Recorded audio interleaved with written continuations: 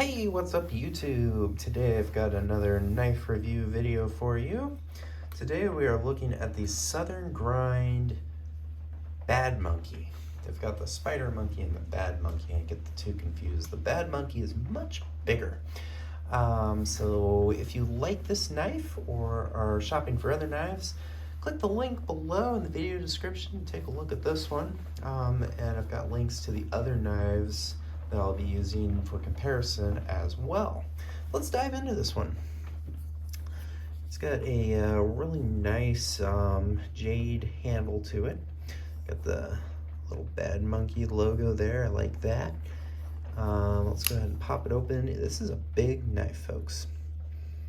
So it's got mostly a straight edge on there, but a little bit of serration there. Let's go ahead and do some size comparisons. Let's go ahead and put it up against the Kershaw Blur. And the Kershaw Blur, much smaller. Let's go against the Civivi Imperium. And the Imperium, a long knife, but not quite catching up to this guy. Let's go up against the, let's do a Benchmade Griptilian. And the Griptilian, still much smaller. Let's start going a little bigger here. Let's look at the Benchmade Barrage against it. And it's raining outside today, and I got that one wet. Yep, Barrage still coming in smaller. And then one more for you. Let's even that out here. Let's go up against the Cold Steel Recon 1. This is going to be more in the ballpark. It's close, folks. Let's just get the Benchmade out of there. Yeah, really close in size here. And the Recon 1 is, I think, just a little bit shorter, actually. Handles are fairly similar, so yeah, you get a lot of knife here with this Southern Grind Badmonkey. It's a big knife. So let's go ahead and dive into the specifics of it here now that you got an idea of how big of a knife you're working with. Because yeah, it's going to take up a lot of real estate in your pocket. Some people may not like that. Some people may not care.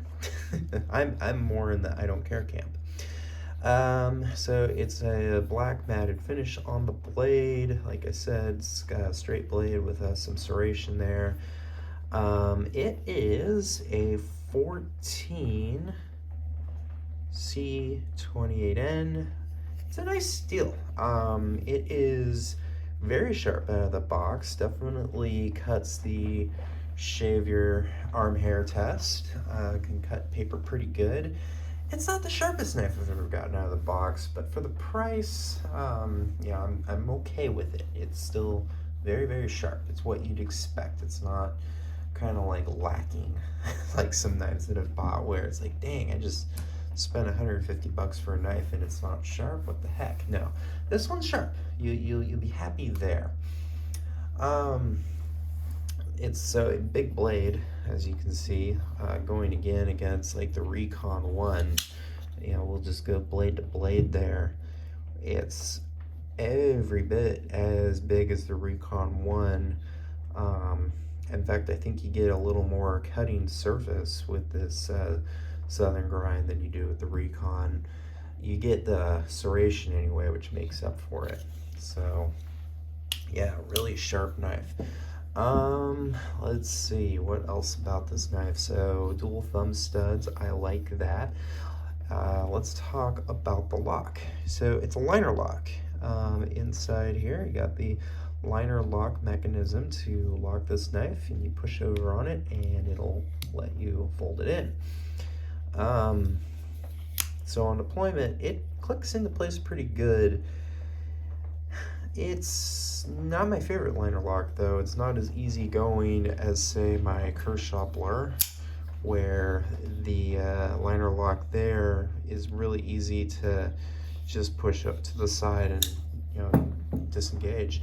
This one, especially if you are very forceful with opening it or try to flick it open, it really, you can even hear it there, it takes some pressure to pop it closed, so it's not going to be a fidget friendly knife.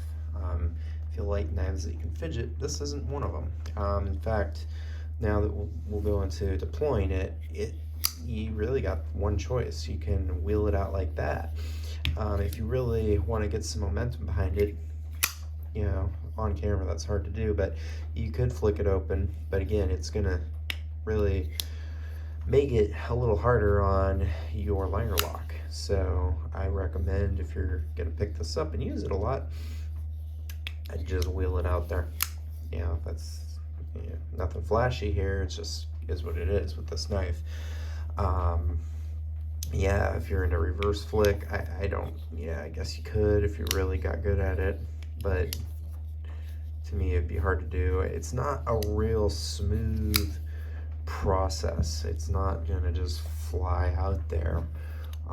It is fairly stiff. Maybe you could mess with this here, the bar that the blade's running on, and loosen that up, but it's not something I'd mess with. I'd just leave it alone and accept it for what it is. So yeah, it's not like a reptilian where you can just wiggle it open. You know, it's gonna take some force to get this knife open, which is fine. You know, some people may not care about that at all. For me, yeah, I like it to be pretty easy to flick open, so not one that you can just pop open fast. Let's see, other characteristics on this knife. So it is wide open all the way through. You can see that. Yeah, it's so empty back. Let's see, let's talk about ergonomics of this knife, and pretty good. You know, it's got a lot of texturing to it. It's got the little indentation here for your thumb or index finger to catch. You got the jimping on the top, which I really like, and I'm happy they did. They even extended it out past the onto the blade here, so it feels good in your hand. No jimping or anything anywhere else. A little bit on the liner lock, so that's nice. This knife is, you know, comfortable, very comfortable to handle, but it is really smooth. Like, we're talking slick. The texturing on the handle, if my camera is picking that up, makes it nice, but honestly, this knife is, to me, is kind of almost for looks. Like, I love the look of this knife, is which made me buy it.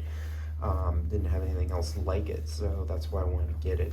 They make several other versions of it and different scale colors, so you can check that out. They even make different blade styles on it, so I think there's one with the fully straight edge finish, so no serration on it. They definitely have some Tonto tips. They come in a satin finish too. The black with the kind of the what am I'm missing it here, the jade finish, I think is what they call it, looks to me really nice. So I love the look of this knife, and that is honestly my favorite part about it, and the size. I mean, I do like big knives, and for me it fits in my hand great because I got fairly good sized hands, so I do like all that. We'll talk about the pocket clip here. I hate pocket clips, but I put it on for you guys. So it's a really short guy. Not a lot there to work with.